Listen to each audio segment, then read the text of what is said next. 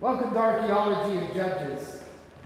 I don't know, I think the Judges are a lot of fun, right? Because this is the early history of the Israelites in Canaan, and they do a lot of that. I'm smarter than I think I am, or I'm smarter than you think I am, I'm better than you think I am, and then God goes, no, you're not. Kind of smacks them around a little bit. So, what's interesting to me is that there is actually quite a bit of that kind of corollary evidence like we were talking about with Genesis and Exodus and all of that. There's quite a bit of that in Israel and other places. We're going to see this here. All right, next slide, Sam. Please and thank you. There we go. All right. So this is kind of a chronology of Judges, just to kind of give you an idea as to when we're talking about. So about 1350, we kind of get the first Judges, the beginning of Judges, and then obviously it ends with Samuel. Samuel is kind of at the latter half of Eli's life. Of course, you get Eli's kids, and they're not so good. And then Samuel kind of serves as that last judge to whom people are calling out, we want a king like everybody else has a king. And then we get Saul. We're not there yet. We'll talk some about David and Saul and Solomon and all of that. All these fun Bible characters that we never really think, oh, there's still stuff around from them, which is kind of cool. So if you look, you're kind of going through all of the judges and 60 years and 50 years and all of that. And then 40 years of peace after Deborah and Gideon. Then you get to Jephthah and Samson. Samson kind of overlaps with Eli. Right? And then Eli is, of course, Eli and Samuel. And then now you've got Samuel anointing kings, because Eli was so bad that they were like, hey, we don't like this. We want a king. Right? So that's what they got. They got a king. Next slide, Sam. I don't know why this is not working. All right. The question is what can we know through the findings surrounding the judges of Israel, and how will they show us the truth of the Bible? Right? How can we know stuff about this period of time? Just by digging through dirt. I love that that's what archaeology is. It tells you that it's every little boy's dream is to have a job where all you do is dig through dirt. I know it was one of mine. You want to let me play in dirt? Let's do this, right? So that's not to shed any light. These guys do some awesome work. They find some really cool stuff, and they know they kind of have to have that other side of scholarship too, right? Is understanding what is this that I have found, right? This little silver amulet, what is that? What's it for? Why is it important? And then it's, how can we figure out what's on it, right? All of this kind of feeds into what the job of an archaeologist is. They're kind of part detective, part digger in dirt, and, part scholar, all rolled into one. They're kind of neat. All right, Sam. Next. Other way. There we go. All right, so the first one we're going to talk about is this Amarna tablet. So the Amarna tablets are pretty cool. They are, if you look at this is writing, it's not just texture, right? That's actual alphabet that's going on that. Sam, next slide. So this Amarna tablet, so the Amarna tablet is this correspondence with Egypt from the reigns of Amenhotep III and Akhenaten. It was discovered at El Amarna, thus the name, Amarna tablet. Some of these tablets are letters from like Canaanite city-states, which were under Egyptian control at the time. So they're giving this tale to the Pharaoh, if you will, of the turbulent time that's going on in these Egyptian provinces that are away from where the Pharaoh is, right? Like, hey, we're having problems here, or wherever, right? So, next slide, Sam. So the king of Gezer, now this is in it. The king of Gezer wrote, so may the king, my lord, save his land from the power of the Apiru. He also referred to the superiority of the Apiru forces. The king of Jerusalem was particularly distressed. He said, the war against me is severe. Apiru has plundered all the lands of the king. If there are no archers, lost are the lands of the king. Mokilu and the sons of Labayu have given the land of the king to the Apiru. The land of the king is lost. The Apiru have taken the very cities of the king, and the land of the king deserted to the Apiru. What? What is an Apiru anyways? Slide 10. So this Apiru people, another way that you see it written in ancient text is Haribu. Okay, we can kind of see that it's starting to form a word, right? These Haribu would be the Hebrew people. And this is just to give some context to what this letter says. So, can you go back to that slide, Sam? Go back to 6, please. So may the king, my lord, save his land from the power of the Hebrews. The Hebrews are powerful in the land. Okay? The king of Jerusalem says, the war against me is severe. The Hebrews has plundered all the lands of the king. If there are no archers, lost are the lands of the king. Milkilu and the sons of Labayu have given the land of the king to the Hebrews. The land of the king is lost. The Hebrews have taken the very cities of the king. And the land of the king is deserted to the Hebrews. Okay, now that makes a little more sense, especially in light of the Bible verse. Can you go the other direction? One more. There we go. This Bible verse. And the men of Judah fought against Jerusalem. Wait, we just saw that in that tablet. And captured it and struck it with the edge of the sword and set the city on fire. The land is desolate for the Hebrews. That's what it says. Cool how that lines up pretty well with what we're reading in Judges 1, verse 8. Now, is it exact? No.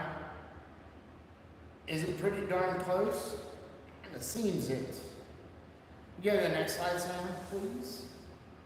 Right? Now, that's kind of what we have to do at this point. However, we do have some cool stuff like this. Eglon's palace. Eglon, we know who he is. He's in the Bible. Where else is he? This palace. What do you think people thought of Eglon before they found nice, solid evidence for him in the archaeological record? My guess would be they didn't think about him at all. Because they're like, hey, okay, the Bible says there's this guy named Eglon. Can you give me the next slide? So, in the 1930s, John Garstang led excavations at Jericho and unearthed a structure that he identified as the Palace of Eglon. Guess where he went to figure out what he had found? Book of the Judges. crazy. He went to the Bible and go, what did I find here? Right? It's kind of like not too long ago there was excavations at the feet of the two mountains, the Mount of Curses and the Mount of Blessings. And they found the table for sacrifices. This excavation was led by an atheist, but do you know who he named it after? Joshua. Why?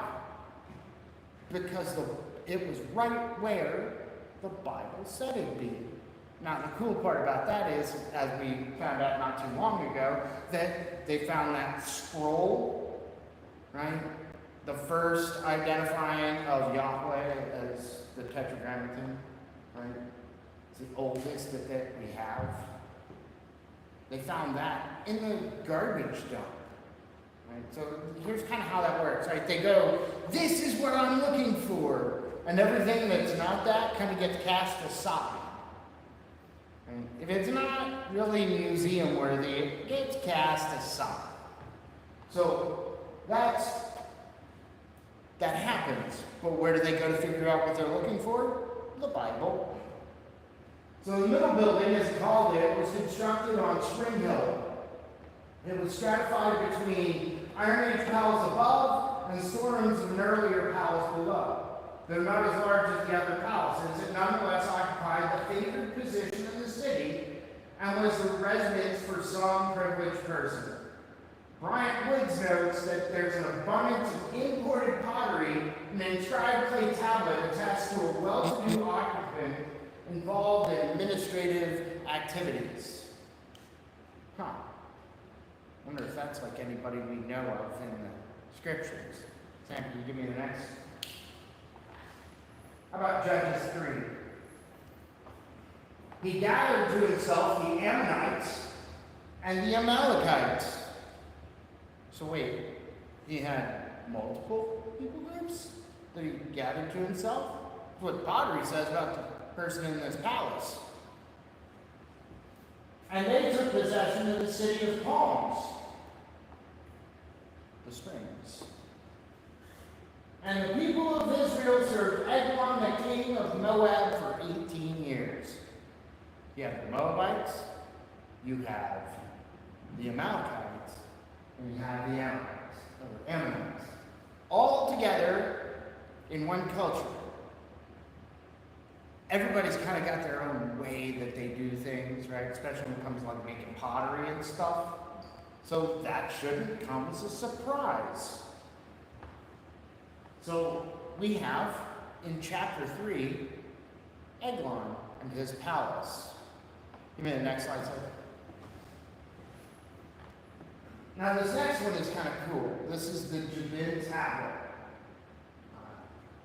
Once again, the writing, it's not writing like we think of, but it's more of that cuneiform type writing. So Sam, could we go one more, please? It's a cuneiform tablet addressed to Jabin, king of Hazor. It was discovered at Hazor during excavations in 1992.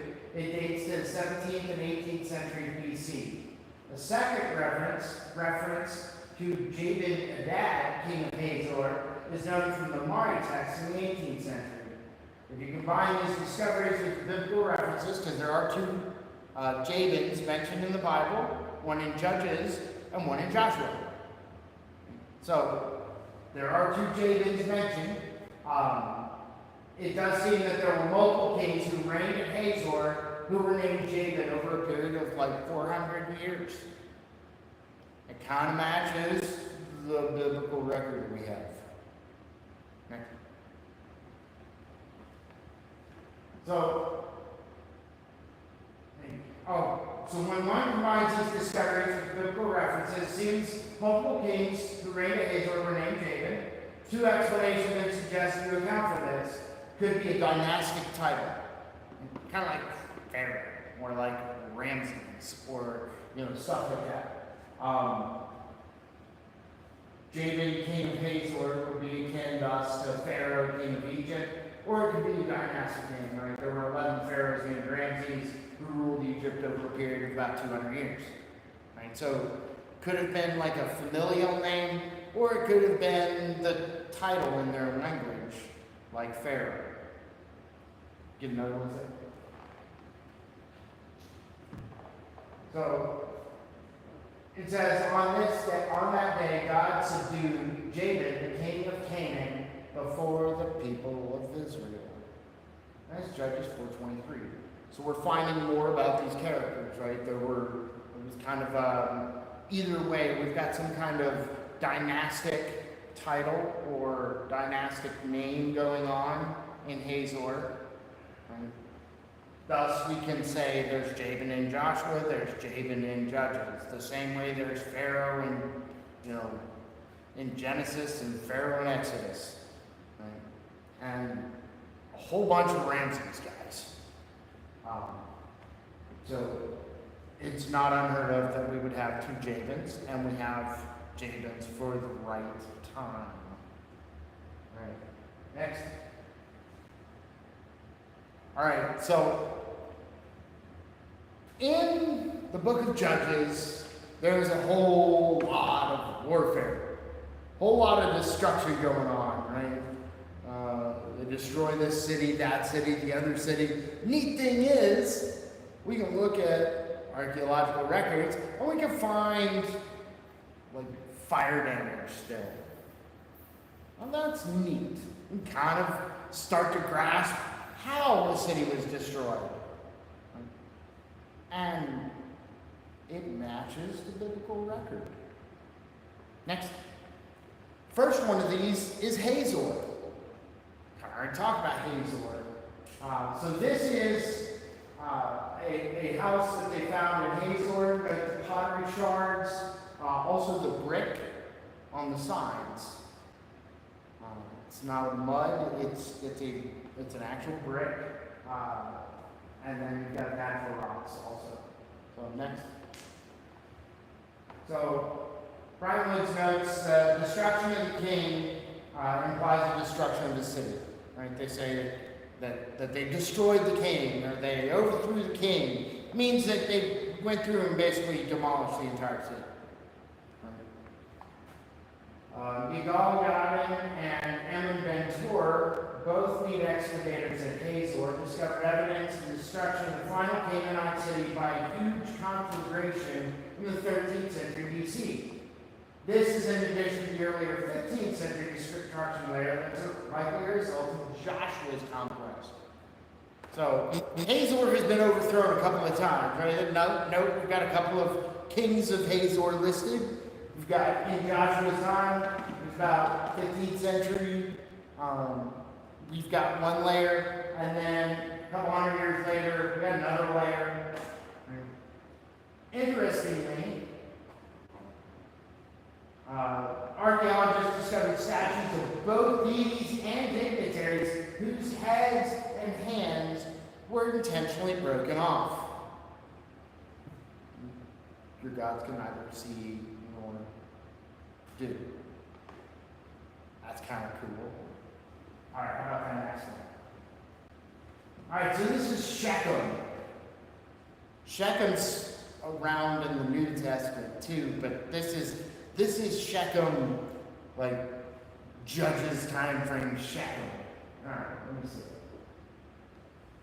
All right, Shechem was not destroyed during the conquest, but Abimelech razed the city during the period of the Judges.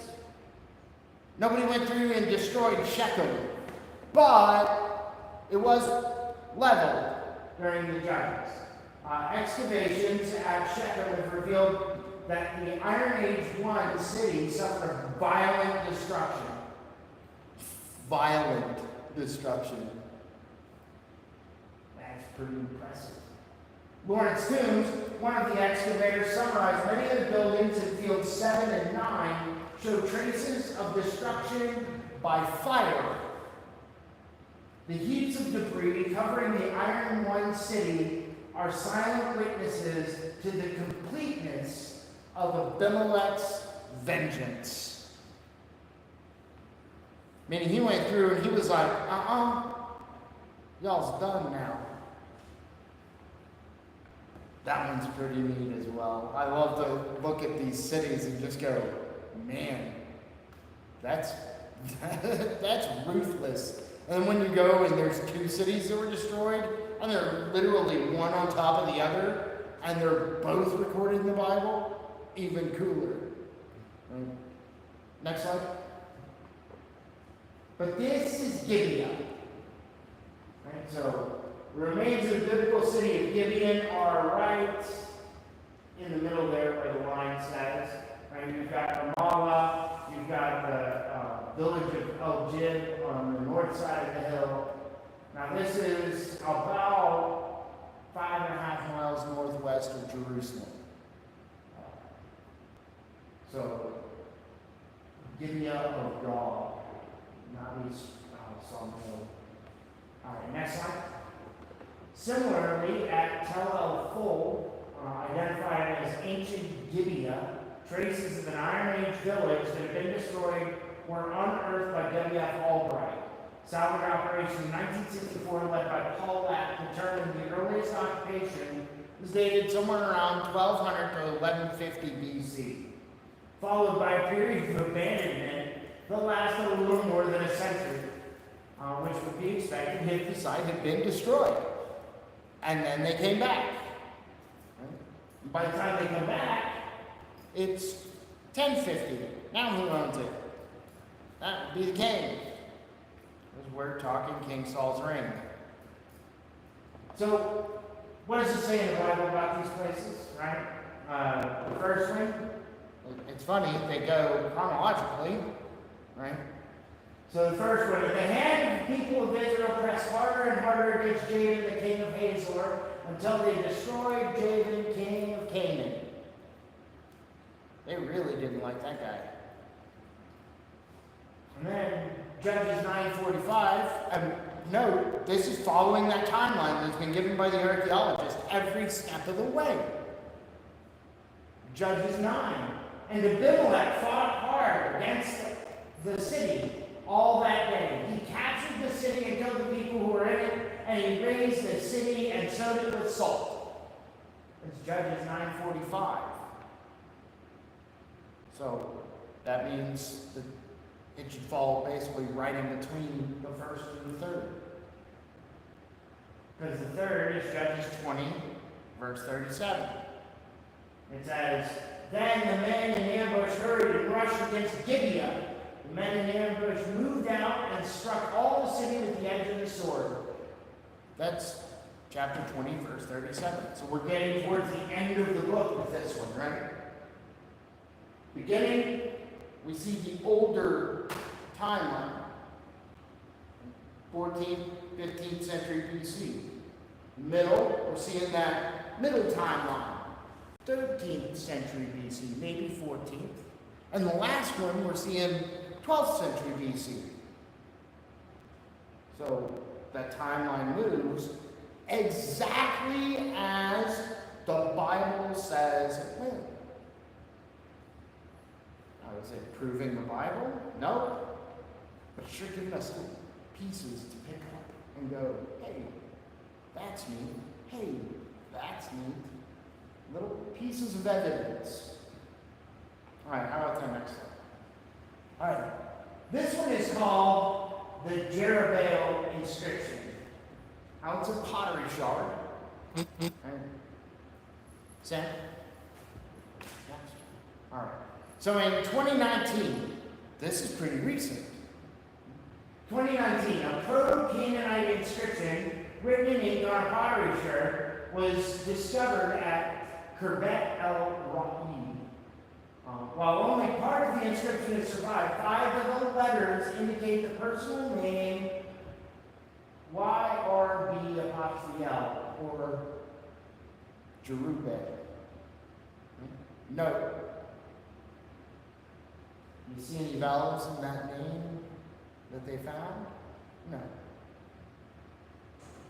The shirt from the jug was unearthed in a silo in a level that dated the 12th century or early 11th century BC, roughly at the time of the Judges. So now we've got a pottery shard from Jerubbaal. Next.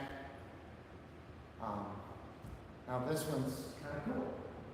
Therefore, on that day, Gideon, my goodness, I can't talk. Gideon was called Jerubbaal. That is to say, let Baal contend against him, because he broke down his altar. Is that proof that Gideon is this guy on it? No, but it shows us that it is a name that was utilized in that time. It would be like going to 15th century France and finding somebody named Clark. That'd be out of place. However, if you went to 15th century France and met somebody named Matthew, that wouldn't be out of place. It's one of those names that's kind of been around. Started as the Hebrew name because this is the name of some people who are important, especially when we start talking about Maccabees. But we're not there yet, so we're going to keep going. So, but the name fits the period and the place. So, now this is cool. This is the Philistines that are on battle reliefs of Ramses III. Right, these are Philistine warriors that are depicted on battle reliefs of Ramses. Right, Sam? So the Egyptian pharaoh Ramses III defeated a coalition of sea peoples, including Philistines, early in his reign, somewhere around 1177 BC. He left a record of his victory in a relief on the northeast wall of his mortuary temple at Medinet Habu. Ramses III claims to have stopped the sea peoples at the border and forced them to settle elsewhere. The Philistines ended up settling on the southern coast of Canaan, right beside the people of Israel. That makes sense, right? The Philistines were kind of run out of town. Go to the next slide. And that's what's recorded in Judges 13. And the people of Israel again did what was evil in the sight of the Lord. So the Lord gave them into the hand of the Philistines for 40 years. Makes sense that they would be their neighbors. If they're just going to march right in there and take them over. Is it proof positive? No. It's 100% that these sea peoples are Philistines? No. Again, see, little piece of evidence. All right, Sam, next. Now, this one I thought was cool. Philistines had a certain way that they constructed their temple. Just like a Jewish synagogue had a certain way that would be built, just like most churches have a way that they're built. The Philistines also had a particular way that they built their temples. Note, pillar 1, pillar 2. That's pretty cool. Note, seating around the outside. A place for, say, a lector, rector, whatever you want to call it, a place for the speaker to speak and talk to everybody about why Dagon is so doggone awesome. Right? That's where we're at. We're talking Philistine worship in a temple. Pretty neat stuff. Next slide. In 1815, after excavating the ruins of ancient Ashkelon, Lady Hester Stanhope proposed to dig a site called El Kirby, located 12 miles northeast of Jaffa on the banks of the Augie River, today the Yarkon River. Stanhope's companions observed that there were many proofs that this district was once highly populous. The sacred area of the Philistine city was unearthed to reveal 3 temples built one on top of each other. The temples were constructed with walls of sun-dried mud, bricks covered with white-colored plaster. Low benches were built along the length of the walls. Kind of seeing that description that we're getting from Samson, from the story of Samson, right? It's all present. Next slide.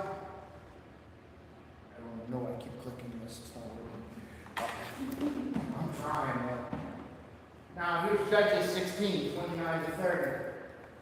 And Samson grasped the two middle pillars on which the house rested, and he leaned his weight against them, his right hand on one, his left hand on the other. And Samson said, "Let me die with the Philistines." And he bowed with all his strength, and the house fell upon the lords, upon all people who were in it. So the dead whom he killed at this city were more than those whom he had killed during his life. Pretty impressive for a guy who killed a whole bunch of people with a donkey job on him. I don't know, I always like the fox story. Tied their tails together and set fire to all the crops by setting fire with the fox's tails. That's pretty impressive. Good thinking on his feet. Now, the guy didn't always make good choices. That's how he ends up between two pillars in the Philistine capital. But he prayed the right thing at least. So, we see the two pillars. This was apparently important for some reason in Philistine worship, right? Whether they had cultural significance or deity significance, we don't know. I don't know. Let's just say it that way. Somebody may know out there and be like, "Yeah, we know what that is," and I'll be like, "Okay, well that's good." But there were two pillars we can see from the multiple excavations of these temples. That the ceiling was held up by two pillars, and if you were to take those down, that ceiling comes down. That ceiling comes down, and nobody's escaping. Because door doesn't have benches next to it. All right, next. Now, this one is the destruction of the Danites, and the destruction, or the migration of the Danites and the destruction of Laish. All right, next slide. So, Laish, Lashem, Dan, it's been identified as Tel El Kadi, known more popularly as Tel Dan. It is located 40 kilometers north of the Sea of Galilee at the foot of Mount Hermon. Excavations since 1966 have been under the direction of Avram Biran have revealed a prosperous late Bronze Age culture that was destroyed by fire early in the 12th century BC. So in the 1100s BC, so we're getting later even now. This appears to be the city burned by the Danites. Furthermore, the excavations have revealed a dramatic change between the lavish urban city of the late Bronze Age and the simple iron one material culture. It appears the previous population was replaced by a semi-nomadic group whose settlement bits from the colored granite storage jars are consistent with those other Israelite sites. So we go from some prosperous trade place to simple folk. That appears to match exactly what we see in the Bible. Next slide. Because it says in Judges 18:27, nope, we're later in the book, later in time.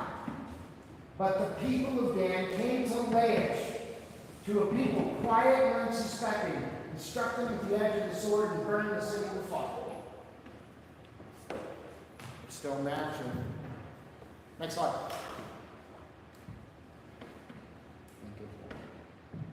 I think there's one more. Sad. Is that it? That's it. All right. So, and then, I know what I was thinking. The destruction in Judges 20, but that's already listed earlier. So, every few chapters of the book of Judges, we're seeing some kind of evidence to support exactly what is said in the Bible. That's kind of cool when you think about it, that we can start pointing at things and going, hey, that's right there. Hey, that's right there. And throughout it all go, man, the Bible really does seem to check with the rest of history that we have. Just like we saw with the Exodus and kind of even into Joshua, we can see that now into Judges. And as we continue through this, right, we're going to look into the Davidic reign and being able to see all the stuff that we can know about David and even his descendants, just from archaeological finds and things that they've looked at and gone, wait a second, this is cool. This is a stele or a bula, and we'll talk about what these different things are. That's what I got for tonight. Are there any questions? All right, hearing none. It's on you, Pastor.